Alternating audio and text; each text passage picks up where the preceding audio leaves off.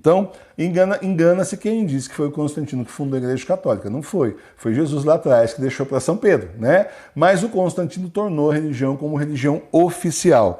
E Santa Helena, mãe do imperador romano, convertida ao cristianismo, foi em peregrinação à Terra Santa para localizar onde aconteceram os fatos importantes da vida de Jesus e preservar as relíquias do cristianismo que permaneceram lá.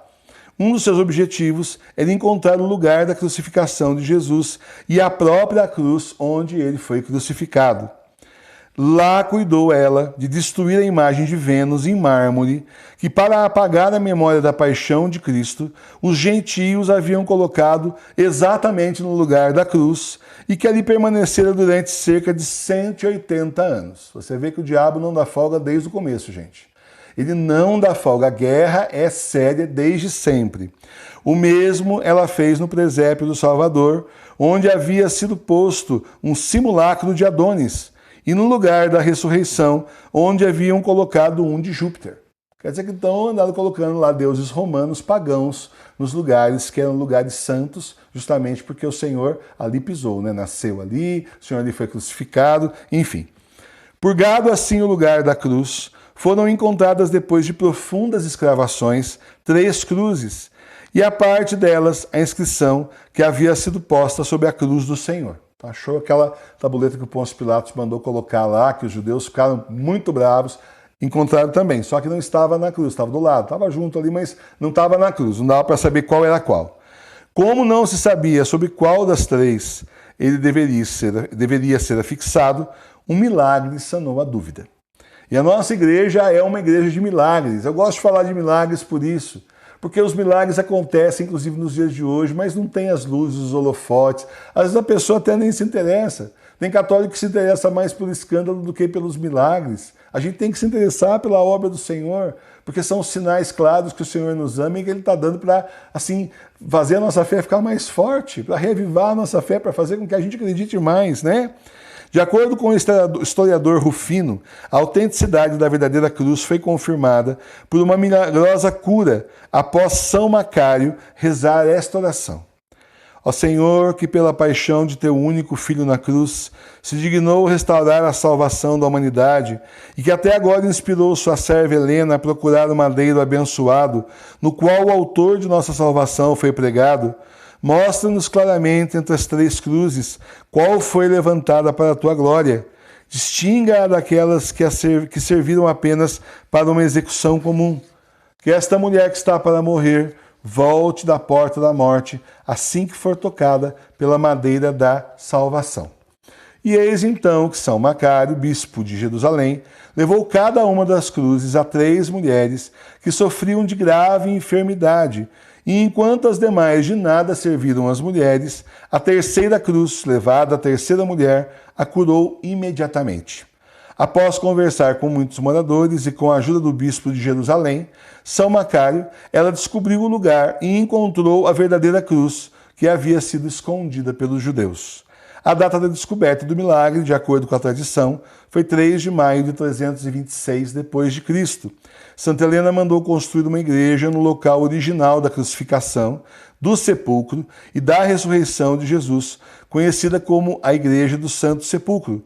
Seu filho Constantino a dedicou como tal no dia 14 de setembro de 335 d.C. Até hoje, as estações da Via Sacra de Jerusalém terminam exatamente neste lugar. Agora, então, vamos falar sobre o dia da festa. A verdadeira cruz foi considerado o tesouro mais valioso da igreja, se tornando um objeto venerado, e a festa em honra da elevação da cruz continuou a ser celebrada até hoje.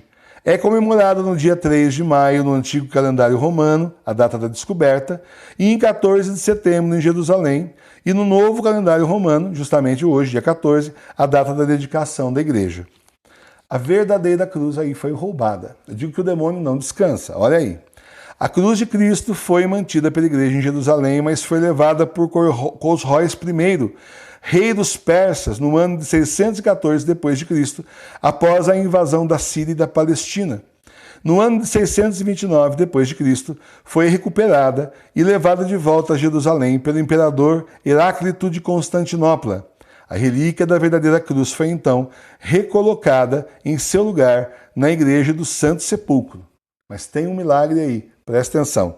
O dia em que a cruz foi levada de volta para Jerusalém foi dia 14 de setembro, exatamente no aniversário da dedicação da igreja do Santo Sepulcro, onde em Jerusalém é celebrada a festa do triunfo da Santa Cruz. Segundo manifesta a história, ao recuperar o precioso madeiro, o imperador quis carregar a cruz, como tinha feito Jesus, através da cidade. Mas tão logo pôs o madeiro ao ombro e tentou entrar no recinto sagrado, não conseguiu fazê-lo, ficou paralisado. O patriarca Zacarias, que ia a seu lado, indicou que todo aquele esplendor imperial ia em desacordo com o aspecto humilde e doloroso de Cristo quando ia carregando a cruz pelas ruas de Jerusalém.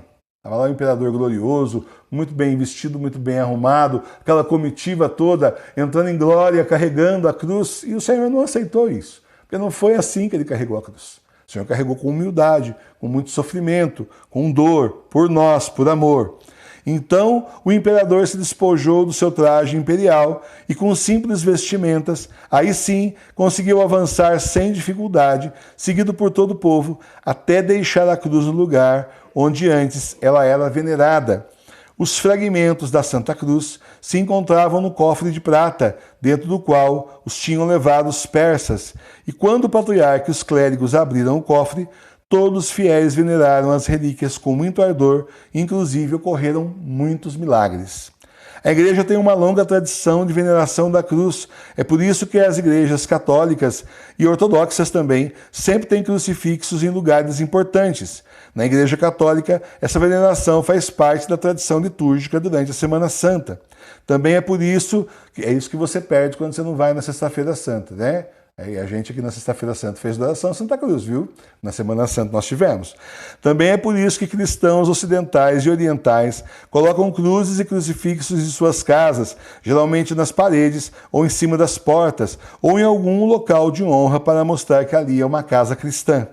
Por isso, se você ainda não tem uma cruz em casa, pois é, pense na ideia de escolher um dia festivo, abençoá-la e colocá-la num lugar especial, onde ela pode ser honrada e venerada. Nós ensinamos já lá aqui no canal, né? Nós temos como abençoar objetos, mas toda terça-feira, no terço da Sagrada Face, quando é a Amada Sofia que reza o terço com vocês, às 20 horas, ela também faz a bênção dos objetos. Então, se você não tem ainda uma cruz atrás de cada porta sua, você pode aí adquirir, fazer, até se tiver o dom, né, de fazer. Às vezes a pessoa tem esse dom do artesanato, eu não tenho, mas tem um pessoal que tem. E aí, então, você, no dia, você reza o terço junto com a gente, amado, e no final faz a bênção. Inclusive, existe uma visão de Nossa Senhora, anunciando os 3 dias de escuridão, onde ela pede a vidente que as pessoas coloquem cruzes também nas janelas, já para se preparar. O poder do sacramental é muito grande. O poder do sacramental é imenso na luta contra o demônio. O demônio não ousa atravessar pela cruz do Senhor. Então, pense nisso, já vai equipando a sua casa para o que vem por aí. Nós estamos nos tempos do Apocalipse. Nós precisamos conhecer mais a verdadeira igreja. Para isso, nada melhor do que estudar os catecismos. Mas não esse catecismo amarelo, que muita gente tem aí na prateleira, porque ele é enroscado, meio dúbio, não. Eu trago para você hoje, da livraria do professor Emílio, 3 sugestões fora de série. E olha, uma completa a outra, viu? O Didaquê é a doutrina dos 12 apóstolos. Aqui é o início do cristianismo. Lá atrás, o que os apóstolos ensinavam para as pessoas, né, que estavam sempre ouvindo o testemunho deles a respeito de Jesus. Essa aqui é outra preciosidade, é o Catecismo Maior de São Pio X. É um livro em forma de pergunta e resposta fora de série. Ele tem a pergunta a respeito da nossa doutrina, da nossa fé, e depois tem a resposta na frente, que é simples de entender. Você lê esse livro aqui assim fácil e vai poder consultar sobre os temas mais variados. Toda vez que você quiser, tiver alguma dúvida, tiver que debater com alguém ou ensinar para alguém a nossa fé. Por último, mas não menos importante, nós temos o famoso Catecismo Romano, que é lá do Concílio de Trento. Esse catecismo aqui, a professora Emilene estava comentando hoje que assim, o padre, ao invés de fazer seminário, os garotos que são seminaristas, deviam estudar esse livro aqui. Só isso já era suficiente para eles saberem tudo que a nossa igreja ensinou durante esses 2000 anos. Está aqui.